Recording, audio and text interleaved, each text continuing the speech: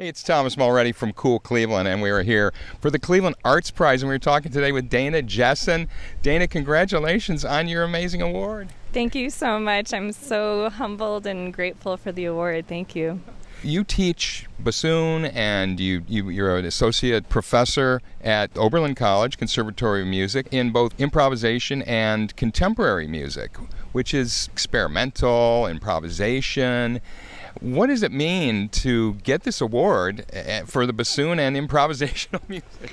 Yeah, it means a lot. I think in my practice does not neatly fit into genre, for instance, and for me, this award feels like it allows permission for other artists for whom their medium may have more of a traditional pathway, for them to have permission to think beyond the traditional pathways of their instrument and to explore and to create and expand the range of what they can do.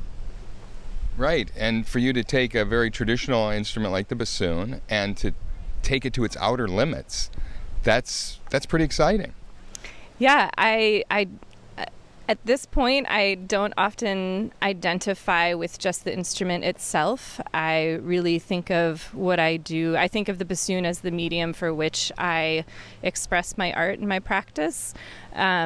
But again, I'm extremely grateful that the Cleveland Arts Prize is recognizing all of the different facets of my practice as an interpreter, as an improviser, as a composer, an electroacoustic musician.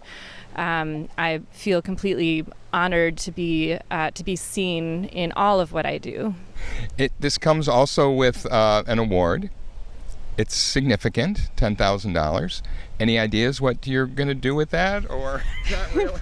You know, I wish that I had a fantastic, glamorous response. Honestly, I'm probably going to put it in my savings account until I can give you a better answer.